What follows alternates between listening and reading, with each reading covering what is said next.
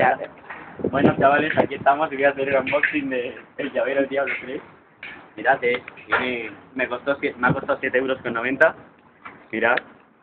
Y la verdad es que está bastante rentable porque no lo encuentro en ninguna tienda. Mira, de la marca Gaia.